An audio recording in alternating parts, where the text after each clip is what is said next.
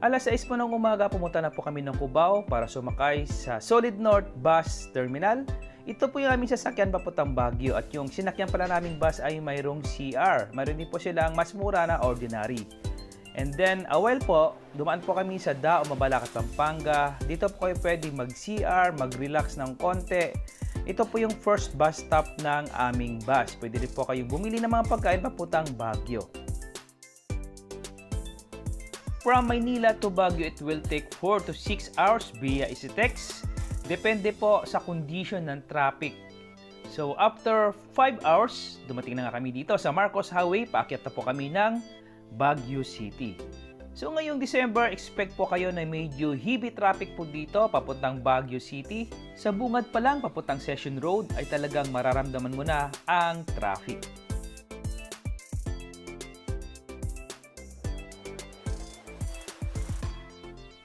So from here sa bus terminal po sa Baguio City, it will take about 5 minutes walk papunta po sa nakuha naming room sa Mega Tower 2. So mga katropa, dito kami ngayon sa Session Road. Ngayon po ay linggo kaya medyo marami pong tao, naka-close po ito to give way po sa mga nagko-cosplay at gusto po magpa-picture.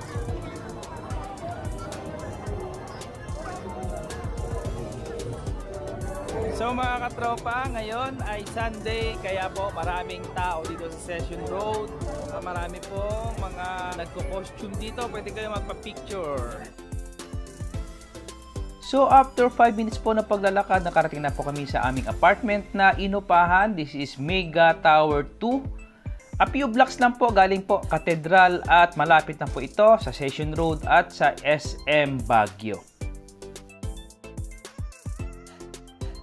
So guys, ito na po yung aming nakuhang room dito sa Baguio.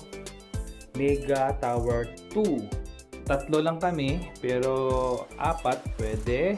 Mayroon siyang electric stove. Mayroon siyang range hood. Mayroon siyang maliit na lutuan. Lababo. Yan. Meron siyang maliit na ref. Okay, meron na rin siyang free coffee. Meron siyang TV. Meron siyang closet. I think this is a closet. Yan. So, meron siyang yung pinaka upuan, sala set. Mayroong table, pwede siyang dining, hindi na rin pwedeng kumain. Yan. So ito pala yung host dito. Yan si Hearthstone. Yan. Tulugan. Yan. So mayroon siyang malaking tulugan. This is a king size bed or queen size. Meron siya ditong maliit na extra na tulugan. So, kung 4 kayo, ito dito sa sala set na to, sa divan ay pwede rin po dito isang tao pa. So, meron siyang electric fan. So, no need na po dito yung aircon dahil malamig naman na. Ito naman yung kanyang pinaka veranda. So wala nga lang siyang overlooking, no? Yan kasi wall na po ito sa gilid. So yung unit doon sa kabila, yun po yung naka-front doon. Itong unit na nakuha namin is sa bandang likod. So wala kami ditong view sa veranda. Yan, but not bad. So nakuha lang namin ito ng 6,400. 3 nights and 4 days. Yan. Ito pala dito, meron pa dito mga closet dito sa taas. Yan. Ay, meron po siyang rice cooker dito at meron na siyang electric pot. At buksan natin yung CR. So, ito naman yung pinaka-CR. Yan. Yan po yung shower room. Meron naman siyang so malinis. At very affordable na rin. Hindi ka nalugi rito. Isa kumuha ka sa hotel na medyo expensive. Okay? So this room is pwede po sa siguro 4 to 5 person pwede ito. Kung tigyan lang po kayo sa panonood dahil igagala namin kayo dito sa Baguio City. Dito kami malapit sa pinakasentro, malapit lang po a few blocks away from Cathedral at sa SM Baguio.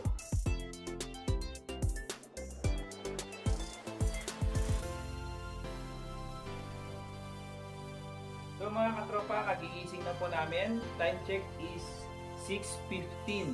Unang gabi po namin dito. Lalabas tayo dito sa aming room. Pupunta kami ng Burnham Park.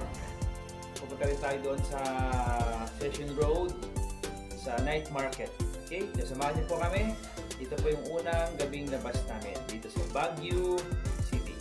Bye-bye! Ground floor please. Ganda nung aming operator. So pupunta po kami sa Baguio Cathedral, magsimba, and then SM Baguio at papasya tayo sa Burnham Park. Ngayon ay December, medyo maraming tao. May mas ata ngayon dahil Sunday, may mas ngayon dito sa Baguio Cathedral.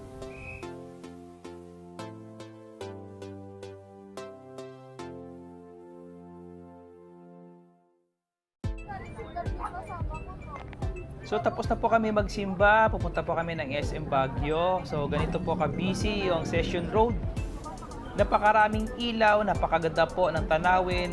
Yun nga lang po, medyo matraffic at sobrang dami po ng tao ngayon dahil December.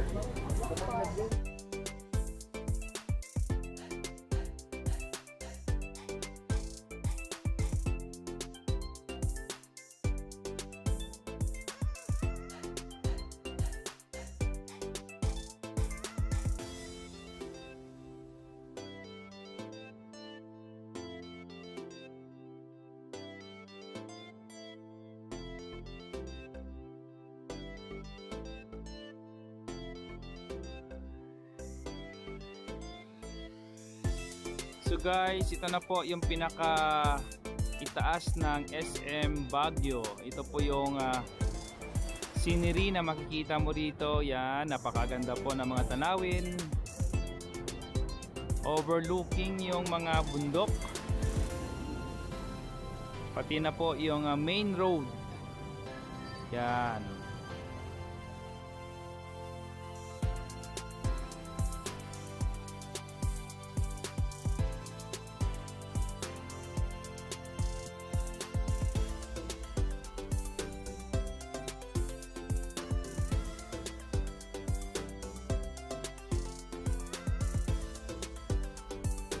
Dito sa Burnham Park, pwede po kayo mag-boating, mag-biking, mag-jogging at manood ng magagandang tanawin dito sa tinuguriang Mother of All Park. Isa din sa dinadayo ng mga shopping hunters dito sa Baguio City ang tinatawag nilang The Night Market, kung saan dito kayo makakabili ng mga dekalidad na RTW, ukay-ukay katulad po ng damit, sapatos, sombrero, bags at iba pa. After nyo mag-shopping, dito na rin kayo kumain dahil marami pong mga street foods po na binebenta dito. Most especially dito sa The Night Market.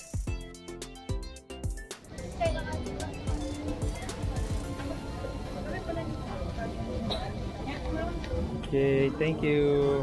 Ito na ang pagkain natin.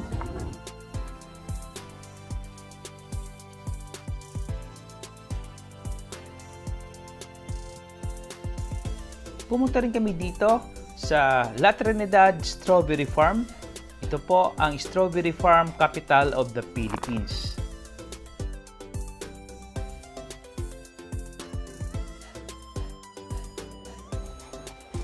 Mas maganda pumunta dito summer kasi medyo maputik po ang daan pag umuulan or basa. So kailangan sa paghanap, kailangan hawiin nyo ang kanyang dahon. Katulad po nito, yan. Pwede na po yan.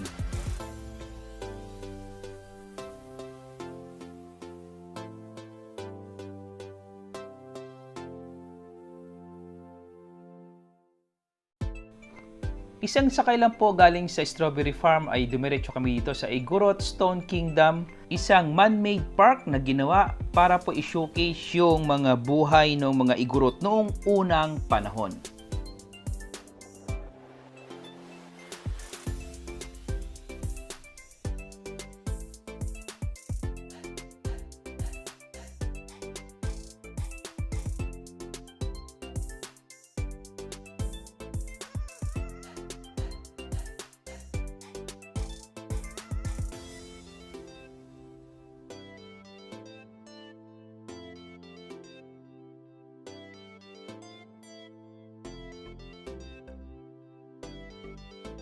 Pumunta rin po kami dito sa napakagandang Tam-awan Village na kung saan makikita nyo yung mga arts at history po ng mga Ifugao, at dito nyo rin makikita yung kalinga at Ifugao po na mga hatches na gawa po ng mga local artist po ng Baguio.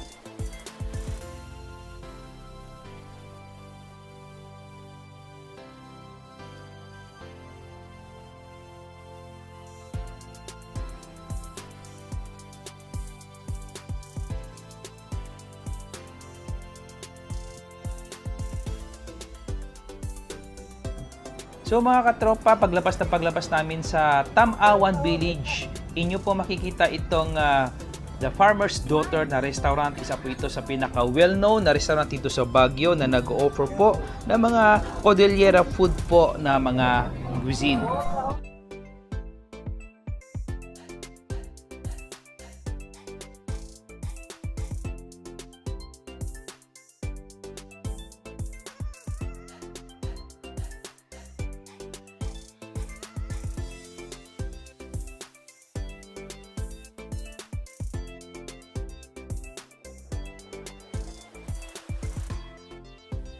Sa aming pangatlong araw dito sa Baguio, pinuntahan po namin yung Mines View Park dito po sa Baguio City. Ito po isa pinaka-famous po na puntahan ng mga turista. Sa bungad pa lang ay marami na pong tinitindang mga halaman at mga snacks.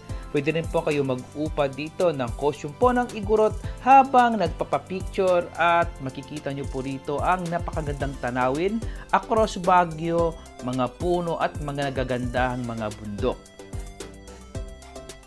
Pumunta rin kami dito sa Wright Park kung saan dito mo makikita yung mga nagtataasang pine tree.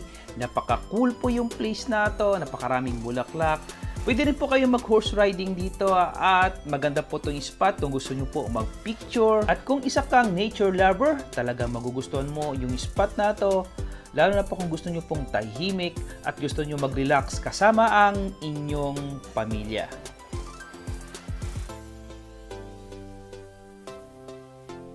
At katapat lang po ng Wright Park, inyo po makikita yung The Mansion o tinaguri ang The Mansion House. Ito po ang tirahan ng presidente ng Pilipinas dito po sa Baguio City.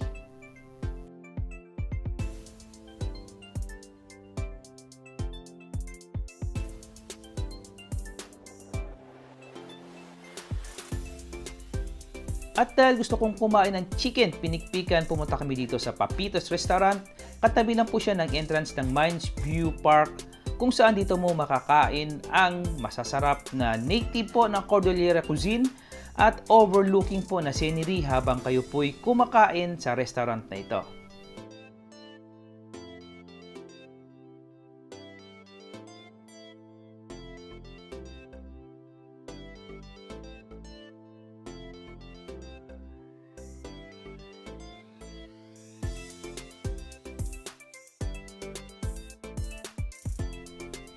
Yung next destination po namin ay dito po sa Baguio Botanical Garden. Dito mo makikita yung mga nagagandahang halaman, bulaklak. Meron din po silang mga gallery dito na pwede po kayong bumili ng mga iba't ibang uri po ng halaman. At mas maganda pumunta dito sa gabi dahil makikita nyo yung mga nagagandahang ilaw na nakapalamuti sa mga nagagandahang mga bulaklak at halaman.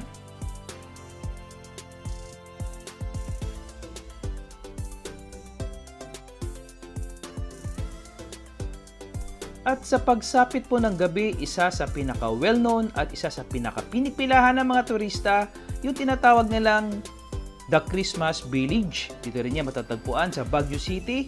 Makikita nyo sa loob yung mga nagagandang Christmas decor. Mayroon din po silang mga palabas. Dito mo ma-experience yung tinatawag nilang White Christmas dahil sa mga artificial po na yelo at snow na umuulan sa village na ito.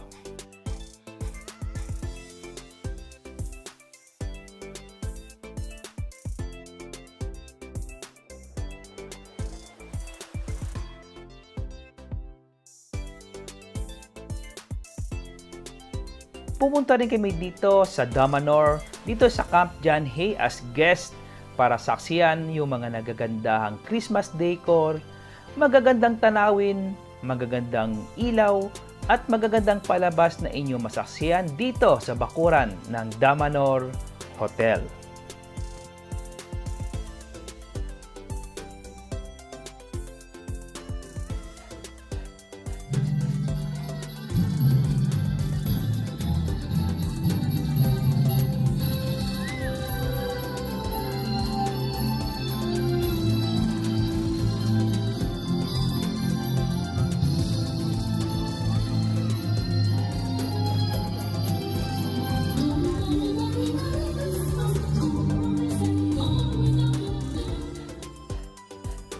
At pagkatapos naming mamasyal ng buong araw, kumain kami dito sa pinaka well-known at pinakamasarap na kainan dito mismo. Matatagpuan, malapit lang yan sa Bornharm Park, yung Good Taste Restaurant.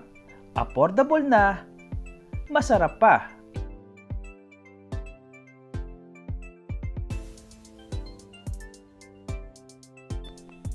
At kinabukasan, bago po kami bumalik ng Maynila, pumunta kami dito sa Baguio Market para mamili ng iba't ibang uri ng pasalubong na madadala papunta ng Maynila.